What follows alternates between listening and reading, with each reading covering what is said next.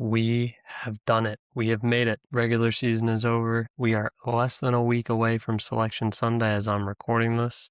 We got 6 days and the brackets are out. So we got a whole lot of good college basketball this week. That is exactly what that means. We get the conference tournaments, mostly power conferences, a couple mid-majors sprinkled in.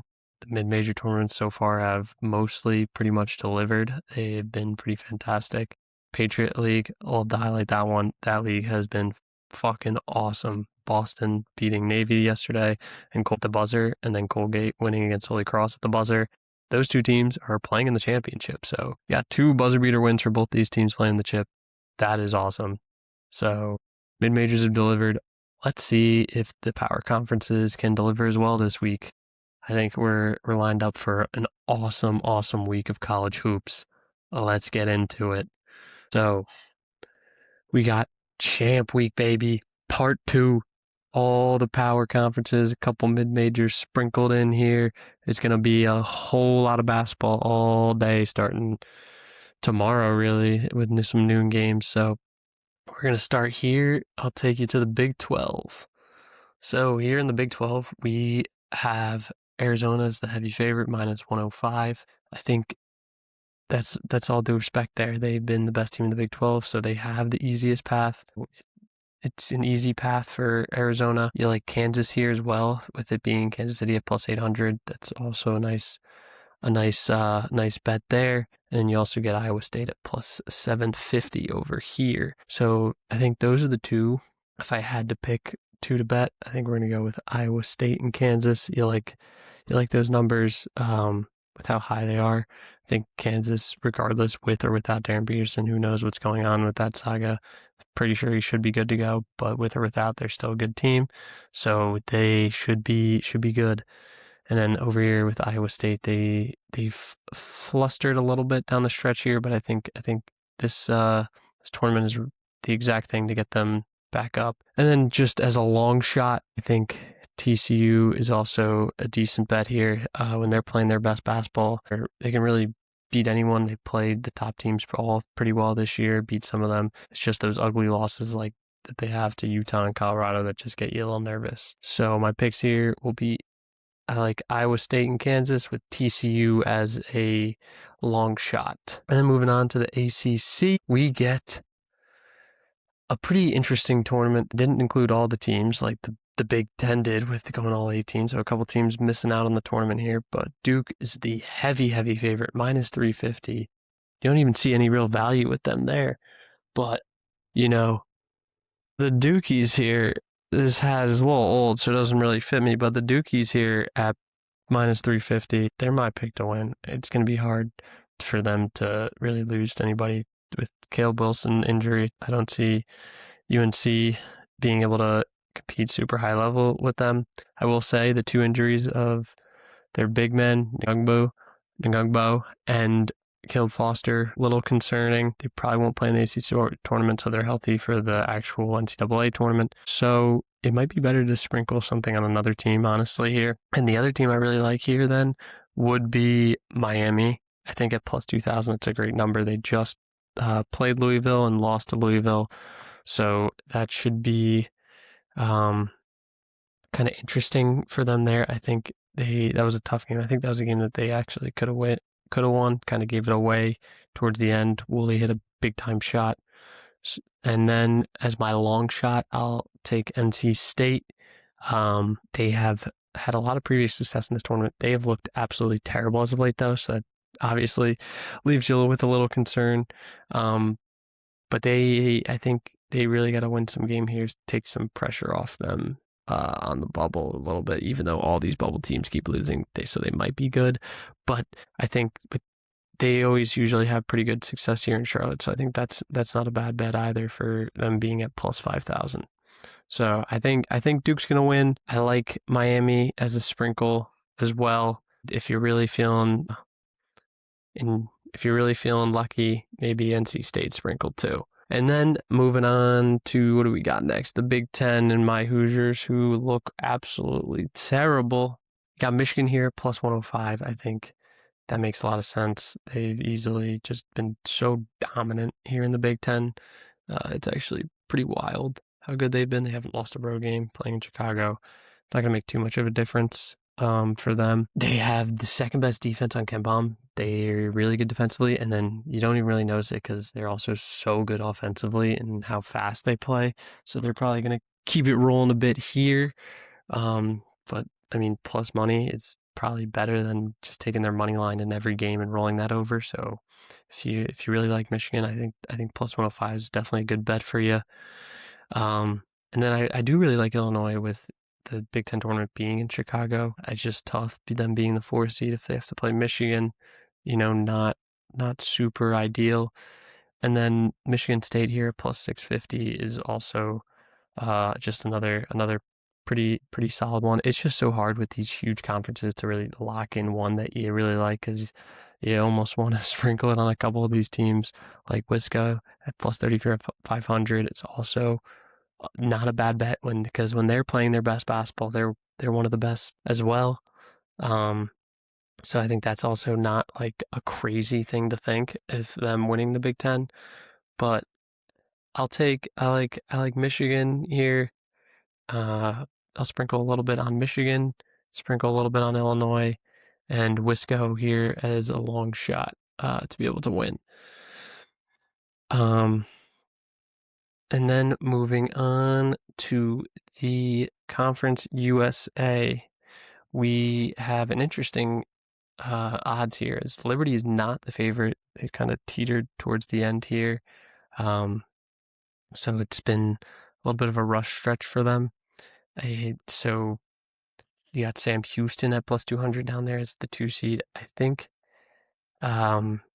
a little bit could have been the fact that FIU brought them to overtime in both times that they played against them. But I honestly think Liberty should probably roll in the first 2 rounds here. So getting them at plus 310 is just awesome. I think that's probably one of the best numbers you'll get at them. Plus 310.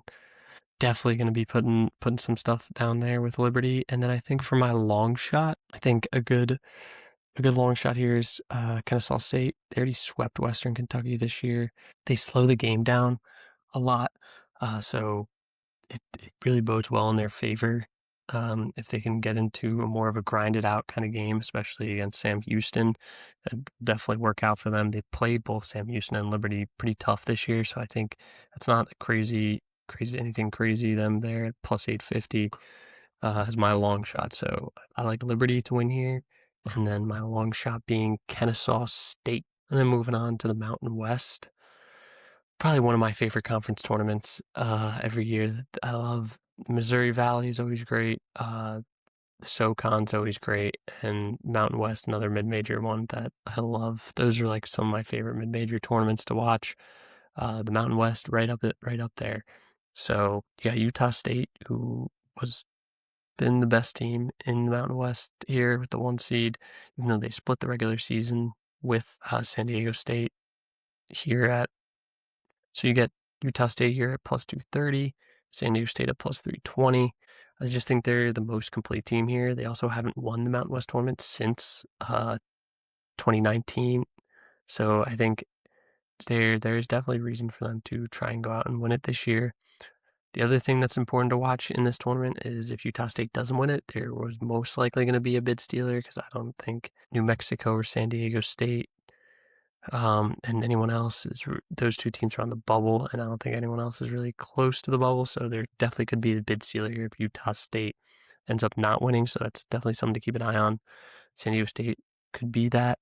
They do have the second best defensive team on KenPom in the Mountain West. The thing is with San Diego State, they got to avoid going cold for those long streaks that they do, and they have done this year. And those are the games that really hurt them because once they go cold, it's so hard for them to come back because they're just not built to play when they're down 10. They're just not built for comebacks like that. So as long as they avoid cold shooting streaks, I think San Diego State's not too bad of a bet. I think my dark horse here, New Mexico, they just have so many good dudes that can score. They have a great trio of guards, so plus 700 isn't a bad bet. And not only that, I also think that just a long shot of Colorado State at plus 2,500 isn't too bad either. Like Colorado State down the last couple games have been playing really well. Plus 2,500, I think, is pretty disrespectful for a team that's been beating a lot of these top teams down the stretch. So I'm going to pick Utah State to win. Kind of my dark horse here. I like New Mexico a lot, and then a long shot of Colorado State. I'll probably put a lot on Utah State and a little sprinkle on New Mexico and Colorado State as well. But I think it's Utah State's year to recapture the Mountain West. And then looking at the Big East, this should be an interesting conference tournament here. You got the two-headed race of UConn and St. John's. You got Villanova here then as the third favorite, and then it's kind of a big drop-off after that.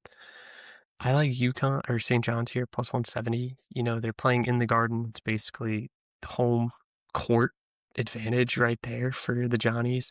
So I think they'll have a lot of the crowd. There will be a lot of UConn. There's a lot of UConn presence in the Garden for a lot of the. Been to a couple games where UConn's played in the Garden against Florida this year, and then against Indiana, I think 2 years ago they played them. There was a strong UConn presence in the Garden, so I think they can bring a strong presence there. And then I also think that here as a long shot, Seton Hall, they're pretty much out of the tournament unless they win the Big East. So I think this should be an interesting time for them. It's like you got to win now. They play really good defense, but the problem is, once again, they can't really shoot the three. They're gonna slow down the game. They're gonna try to muddy up the game and get you into really a grinded out game, which is also kind of the way St. John's plays. It should be interesting if Seton Hall beats Creighton to see a little St. John's Seton Hall semifinal game, which I will be at the Big East semifinals on that Friday night. So should be hopefully St. John's, Seton Hall, Villanova, UConn. We'll see if we get any upsets in there. I don't know if they will, just because the Big East has been so down this year, but we'll see. So I like St. John's at plus 170, and Seton Hall is a long shot at plus 1,500. And then the Big West. The Big West has actually been really entertaining this year. It's one of the mid-major conferences I've watched a little more closely, just because Hawaii is close to home. They just lost a heartbreaker on Saturday to split the regular season with UC Irvine, and then ended up losing the 1 seed because of that, which really hurts them. I really want Hawaii. I'm going to be rooting for Hawaii to win this conference tournament. I don't think they will, just because they just not been great on the road. And, it's not being played on the Big Island. This tournament's being played in Nevada. Definitely a little bit of a trip there for them. But, they have enough days. They don't play until Friday and automatically are in the semis. Hopefully they can get out and, be able to get accustomed out there in Nevada. But I think that UC Irvine is going to be my pick here. They're top 25 defense in the country. Arion Dixon has been great in conference play as well. So he's gonna lead, I think, be able to lead the charge here for the Anteaters. And then as my dark horse, I do like UC San Diego here. You get them at plus 750. It's hard to really go past that just because some of the rest isn't. I don't think they have the talent to really keep up with the top dogs here, but I think UC San Diego is definitely a good bet here. They're the second best team on KenPom in the Big West here. They got swept by Cal State, but played UC Irvine well this year. Cal State Northridge, that is. So I think that can help them if they end up beating Cal State Northridge and then get into that UC Irvine game. And the other game they only lost by 2, so I think they know how to match up well with UC Irvine. So I like UC Irvine to win the tournament, and then my dark horse would be UC San Diego. So we're going to stay in that really top half of the region. And then moving on to the A10, we have awesome bracket. This is another pretty great tournament as well. So we're on the A10 here, coming back from some nice dinners. The A10 is going to be an interesting tournament. It's going to be in Pittsburgh. Should be a fun one there. St. Louis and VCU, the two heavy favorites here. Dayton, surprisingly, is the third. Gotten on a little bit. I know they lost to VCU on Friday. They've gotten on a little bit of a hot streak here. I think that there's definitely value with Dayton at plus 750, but I honestly really like the winner of Dayton or George Mason, because Dayton at plus 750 has value, but George Mason at plus 5,000 is just straight up disrespectful. They're probably my long shot here. They struggled a bit at the end of February, but played really well against the top teams here in this conference. They split with VCU and then went 1-0 against St. Louis, just demolishing them this past Saturday. On Saturday, they won by 29 against St. Louis, so definitely a good shot there. Eaton also really like them, so I really like the winner of that game to be able to most likely take down St. Louis. I actually think George W. definitely has a good shot against St. Louis as well. The A-10 has got some talent and got some teams and definitely some possible bid stealers, so another conference to watch out when it comes to bid stealers. St. Louis this year did sweep VCU, so that's something to watch out for if it ends up coming there, but I honestly don't think it will. St. Louis has kind of been playing not too great down this final stretch here. They do easily have the two best offenses in the conference, but I think George Mason can really muck it up for St. Louis like they did this past Saturday. So I like VCU to win, and I like Dayton and George Mason as my, dark horse and long shots here. I think the winner of that has a good chance at being able to win this conference. And then moving on to the SEC, you got the Gators, who have been absolutely dominating last year. I almost pretty much fell in love with my boy here for the Gators. Walter Clayton. Come on, show me some love. Show me some love, Walter. He was awesome last year. I would bet on Florida a lot and bet on his player props, and he would hit almost every game. So Walter Clayton won me a lot of money last year. Let's just say it like it is. Wasn't super high on Florida after how they played in the non-con, but they have just been rick-rolling teams in the SEC. Arkansas and Alabama here are the two second favorites, and they rickrolled both those teams. Arkansas at plus 650, Bama at 850. There isn't like a lot of value in Florida, but they've just been dominating everyone. So I don't want to continue to fade them because for how much money they lost me last year, starting to lose money a little bit fading them down the stretch. Definitely wasn't a smart idea to be doing that. They're fourth overall in KenPom too, so like they've just been shooting up those rankings as well. But I do like Arkansas here to be able to have a chance as long as Acuff's good to go. I know he didn't play against Missouri on Saturday and they still won, but Acuff won the SEC Player of the Year and Freshman of the Year, so like you can see how important he is to this team. I think if Acuff is healthy, plus 600 is awesome value on Arkansas. I think that's really good. I think Vanderbilt is also an interesting play. They should have a lot of the crowd there. I know Tennessee is also not too far. It's about a 3-hour drive from Knoxville. So that Vandy-Tennessee game could get interesting, but I also definitely see the value on Vanderbilt here at plus 1,200. They just beat Tennessee too in Knoxville. So I know that Tennessee also beat Vandy in Nashville, but I mean, just recently Vanderbilt kind of was dressed up the score at the end, but Vanderbilt kind of dominated that game from start to finish. They're 13th in KenPom right now, so Vandy actually is really high on there. They can play fast, they can play slow. They know how to really play to their team's strengths. Just makes them a hard matchup on short rest. And Tyler Tanner has just been awesome for them, 19 points per game and 5 assists per game. So he's been really awesome too. And I think my long shot here, just to take a flyer on, I don't really see. I think the SEC will most likely go pretty chalk, but if I had to take a long shot flyer, I like Texas. I think they had a good matchup here against Ole Miss. I think they should win that one pretty easily. And then I like Texas against Georgia, and then they already beat Bama this year, and I think they can give Bama some trouble as well. Their path's not like the most difficult. They don't have to match up with Florida unless they were to play them in the championships. I think they have a solid path, and for them being here plus 6,000, I think they're not too bad of a long shot to win. I'm not saying they're going to win, just as a long shot. And Swain has been great for them, averaging, Dylan Swain 18 points per game, 7.5 rebounds. He's been shooting up mock drafts. As of late, being a late first, early second round pick, so he's been balling out for Texas as well. So Florida probably gonna win. I like Arkansas at plus 600 if Acuff's healthy. If Acuff isn't good to go, I do like Vanderbilt too at plus 1200. Just being able to have the home crowd there in Nashville, and then a long shot of Texas at plus 6,000 with their path. I like that too. And then moving on to the American. Here in the American, South Florida here at minus 120. I think that's probably would be the play.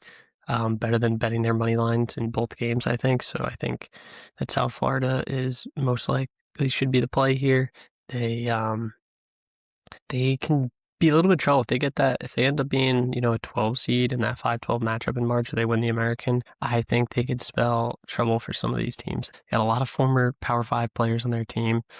They're super athletic as well. They're good on both sides of the ball. They play a fast tempo. They have a great guard trio with Nelson really leading them with 16 points per game there and 10 rebounds. They're one of their bigs with that guard trio. So I think they got the pieces to be a really good team here. So I like South Florida at minus 120. I'd say my long shot would be probably FAU if they can get hot here. They played all the top teams in the American pretty tough. They also have their own good guard trio, so I think they're not too bad of a long shot here. I mean, would have to win 1, 2, 3. They would have to win 5 games in 5 days, which is like next to impossible to do. So I don't. The metrics aren't on their side there, but I think they can make a little bit of a run here. I also think, Tulsa plus 270 is okay, but I think South Florida will South Florida will be my pick here in the American, and my long shot is FAU. And then moving on to the WAC, which is such a weird conference. They only have 7 teams, so they play everyone 3 times in conference. Quite interesting the way their conference schedule is set up, playing everyone 3 times. So you get 2 home games against some of these teams. So it's a little interesting here. I think that Utah Valley probably is going to win this conference. They have the best offense. Jackson Holcomb has been great, as well as Travion Leonard. Those two have been really good in the WAC so far. So I really think that they have a good shot here at winning. And then I think my long shot would be Utah Tech here at plus 1,300. They play a very slow pace, kind of a grind you out kind of team. They played really well against the top 2 teams here in Cal Baptist and Utah Valley. So I think they're a pretty solid pick here with those odds to be able to win. And then it's really just up to they have a big man named Ethan Potter on their team. He averages 16 and 8 if he can play well. I think they have a good shot at being able to win here. So pick Utah Valley to win the WAC with Ethan Potter and Utah Tech being my long shot. And we get the MEAC. In the MEAC conference, Howard minus 300. I mean, that could be the recap just right there. I think Howard's probably going to win this conference. They already are in the semis, and I think there's not a lot of teams that can match up with them. It is interesting that the second favorite, Norfolk State, is who they would most likely play in the semifinals, so that is a little interesting there, but I just think Howard's too good. They're easily the best offensive and defensive team in the MEAC here. They have Bryce Harris and Cedric Taylor III, who both have been really good for them this year. They average over 17 points per game for them. So I think it's going to be pretty open and show that they win here. And then I guess a long shot, though, if we had to take one here, I think NC Central, not too bad of a play. You get them at plus 1,500 here. They wouldn't have to play Howard or Norfolk State until the championship game. And I like them a little bit more than Morgan State as well. They're another kind of team that plays that slow pace where it's kind of grind you out, kind of a basketball game they want to get you into. And then Lattimore is just been a beast bucket getter for them as well. So I like Howard here to win the MEAC with a long shot of North Carolina Central.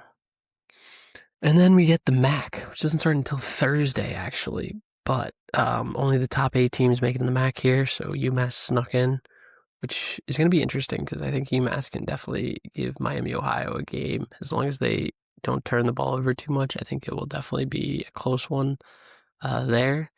I think there's another conference with a possible bid sealer, which I think it will be because I think Akron is going to win. They're even the favorite here, unsurprisingly, I guess. Minus 115. They only lost once in MAC play, and it was by 3 on the road at Miami, Ohio. So, I mean, you could tell just from the odds drop off from Miami, Ohio to Toledo that it's kind of a two-headed race. Miami, Ohio, they've been an awesome story all year, still being undefeated at the end of the regular season. But, I mean, their luck at some point is going to run out, and I think it will be at some point in this MAC tournament. May not be the first round, may not be the second, may not be the semis. But I think Akron's going to win the conference here. They have the best defensive rating in the MAC. They play at a high tempo. Tavari Johnson is also just a straight up dog for them, averaging 20 points per game with 5 assists. So he's been really good. They got Amari Lyles, who's also really good. He averages, 15 points per game with 7.5 boards. So I think they're a good chance to win this year. And then I think my long shot here will be Toledo. They just played Miami, Ohio super tight earlier last week. They have a good guard duo of Sonny Wilson and Leroy as well, who both average 17 and 16 respectively. They're one of the better rated offenses in the MAC. They just need to clean up their defense a little bit. It hasn't been, too pretty. But I like Toledo here. Just also being able to avoid Akron is probably best. But I think Toledo plus 1,500 is a good snag there as well. So I like Akron to win the MAC, with Toledo being my long shot. And then wrapping it up here, we get the Ivy League with their top 4 teams, which has been set for a little while here at this point. They start on Saturday morning. You love it. An 11 a.m. tip-off in Ithaca, New York. You get Yale versus Cornell and Harvard versus UPenn. Yale, kind of the heavy favorites here. They did well in the non-con this year. Nick Townsend for them has been a beast. He leads Yale for points, rebounds, assists, and steals. He's been pretty much a monster. They split with Cornell this year, so it's a little interesting. Top 2 team offensively in the Ken Palm with Cornell. Both those teams are the top 2 teams. So it's a little interesting there in that matchup. And then in the other matchup, I like UPenn. They have 2 really good forwards in Ethan Roberts and TJ Powers, who average 17 and 16, respectively. They also swept Cornell. They split with Harvard, but I mean, both those Harvard games were awesome watches, actually. So I think you're in store for round 3 of a really good game between Harvard and UPenn. But I mean, UPenn being at plus 700 is pretty crazy to me for how well they've actually played against the other 3 teams that are here. So that's pretty wild. I also think this is going to be a pretty interesting semifinals, as it's really a clash of styles in both these games. Yale slow the game down, muck it up, grind you out. Cornell, super fast-paced, high-scoring offense. UPenn, super fast-paced, high-scoring offense. And Harvard is the, slow it down, muck it up, grind you out kind of team. So both these games are going to be a clash of styles, and I think that UPenn and Yale will win, so it'll be another clash of styles in that championship. So it's a little interesting. So I'm going to go with Yale here to win the Ivy, and UPenn has a pretty good long shot here to win as well. But yeah, no, that's it from me. That was my recap here on the conference week here. I think it's going to be a great week of basketball, and I'll keep you updated through the week. Hopefully, probably won't get on here again until we get to see Selection Sunday. So we're 6 days away from Selection Sunday. I've got the feeling it's going to be a special March the way some of these mid-major tournaments have been playing out. I think it's going to be a little bit different than last year with all those 1 seeds. I think, especially in the first couple of rounds, there's going to be a lot more upsets than last year. I think the top teams will kind of sort themselves out as we get towards the Final Four, but I think we're in for a little bit of a wacky first couple of days in the NCAA tournament, and let's see if this conference tournament season right here can show us how wacky it might actually get. But that's it for me. So let's get it rolling and let's watch some college basketball this week. You guys better be watching the Monmouth Hawks. They're up 6 right now as I'm posting this with 16 to go in the second. So let's go Hawks. We want to see the Monmouth Hawks in the NCAA tournament. That's it for me. Peace out, y'all.